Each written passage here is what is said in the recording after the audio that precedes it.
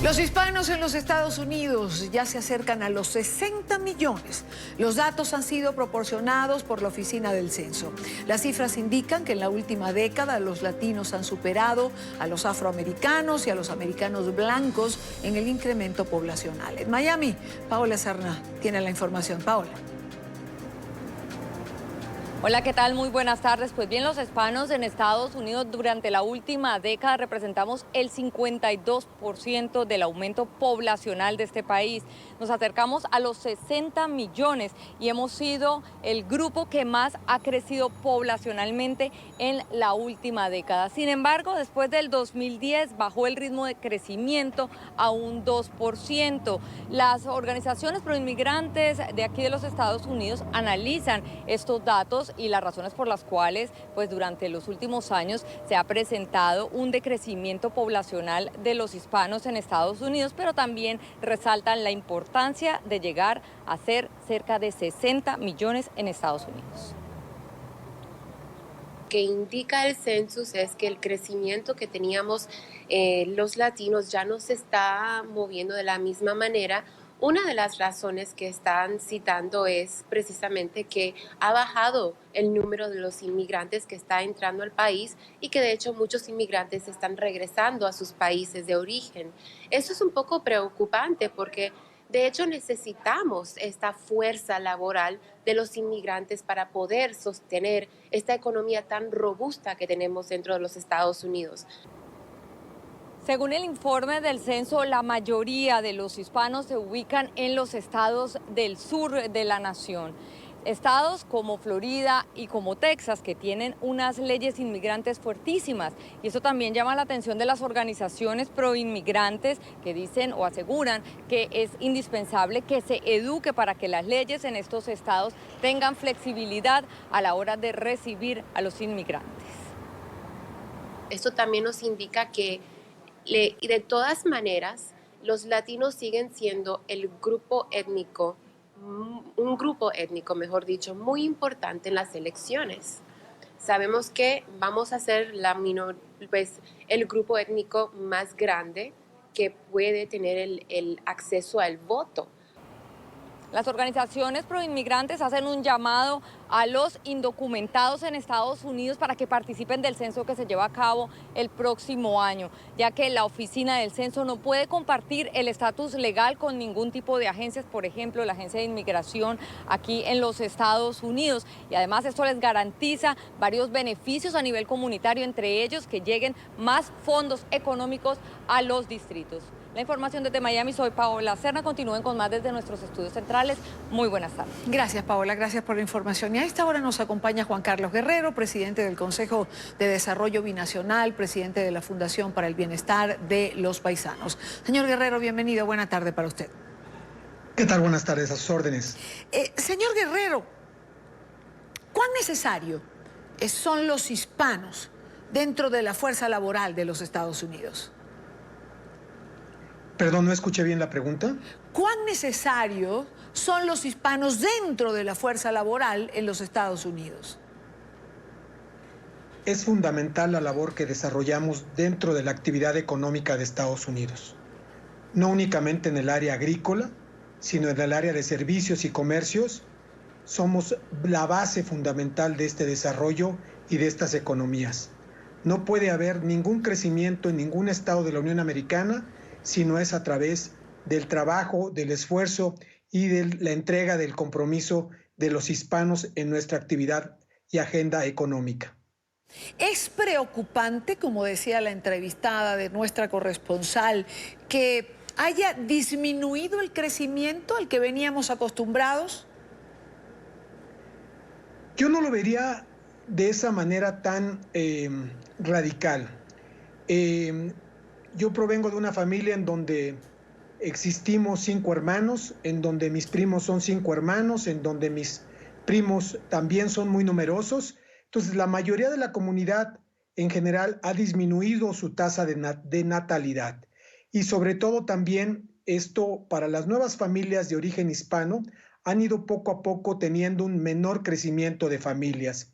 Adicional a esto, probablemente sí haya un grupo importante, sobre todo de mexicanos que hayan decidido retornar o hayan sido deportados y que se hayan trasladado a algunos otros estados de la Unión Americana, un poco más al norte, menos radicales como Texas, como Arizona, como Florida, y esto haya en esta etapa de este censo todavía no cuantificado hacia dónde se está trasladando nuestra población y que es probable que refleje una cifra un poco diferente a la que se tiene de 2010. Ahora, vayamos a la cifra de 60 millones, una cifra importantísima por más que haya disminuido el crecimiento del que veníamos hablando, al que estábamos acostumbrados. 60 millones de hispanos en los Estados Unidos es una cifra importante. Le voy a cambiar ahora, digamos, el tono de lo que venimos conversando. Esos 60 millones no pueden representar una amenaza para cierto sector de los americanos en el mercado laboral, no pueden sentirse amenazados y por eso justamente apoyan la política en relación a migración que tiene el presidente Trump? No en general, realmente son actividades y trabajos los cuales muchos de ellos la cultura anglosajona o algún tipo de perfil laboral no, ellos participan sobre todo en el tema de construcción, en el tema agrícola y en otros temas en donde los sueldos no son relativamente tan atractivos y son muchos de ellos menospreciados estos sueldos y trabajos. Sin embargo, los latinos nos acostumbramos a tener 2 o 3 trabajos que pueden esto sí generar, pero al contrario, dinamizar más la economía, y eso es parte de lo que en algún momento se puede ver como amenaza, ya que muchos trabajadores tienen que generar mayor trabajo para poder pagar sus estadías y mandar a sus familias algún tipo de ingreso adicional vía remesa. Sin embargo, digamos en esta época ya de campaña electoral, sobre todo en la administración del presidente Trump, quizá esta disminución, que para algunos no es significativa, pueda ser tomado como un éxito de esas políticas migratorias que se están implementando? Probablemente sí. No únicamente recordemos que el presidente Obama ha sido el presidente que más deportaciones haya tenido en la historia y que actualmente en esta situación de amenazas, de redadas masivas, de posibles deportaciones en tolerancia cero, hagan que muchas de nuestras comunidades se encuentren aterrorizadas y decidan pues tratar de generar algún tipo de retorno o de repatriación con el fin de no seguir teniendo este tipo de amenazas y de situaciones.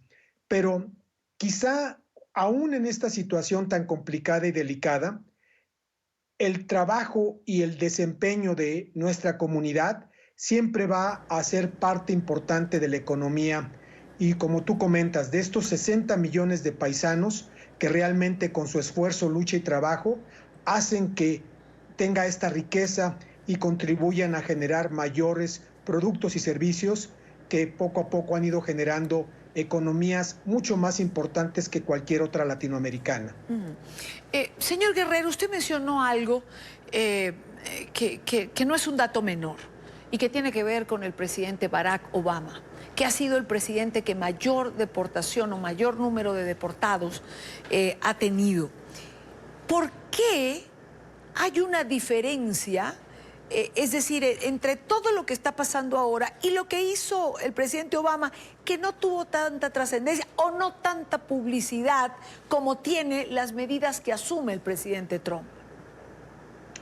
Hay una situación radical en esto.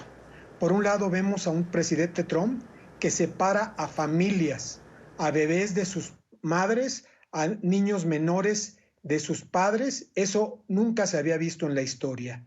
Aunado a que se encuentran completamente hacinados, completamente sin ningún tipo de atención en estos campos quizá de concentración o de hacinamiento, eso nunca se había visto. Y por otro lado, vemos deportaciones que se están haciendo de gente residente en esta situación de tolerancia cero a gente la cual por alguna infracción o por alguna falla menor ha sido deportada y separada de sus familias después de años de vivir. Esto no se vivía en el pasado y esto sí está causando una verdadera situación de psicosis y de alarma entre nuestra comunidad. Realmente es una situación muy complicada la cual se está viviendo en general en varios estados de la Unión Americana con estas constantes amenazas y con esta situación tan complicada que se está viviendo.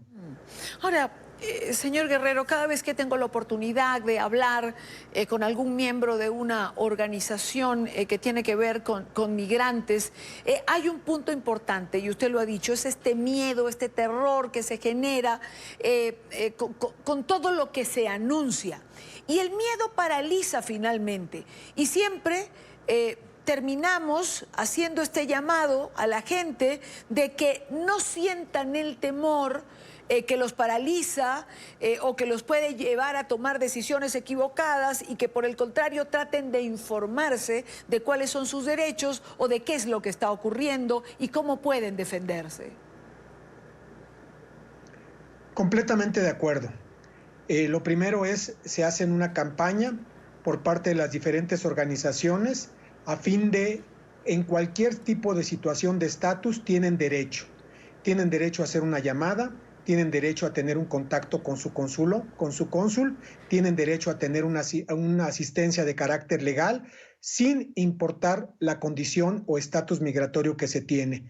Lamentablemente, muchas de estas familias, por el terror de ser deportadas, es muy triste el que tú tengas como madre o como padre tener que firmar una carta en caso de ser detenido para que tus hijos, en lugar de ir a parar al seguro o al servicio social americano, tengan la posibilidad de ser canalizados a algún familiar o alguna amistad.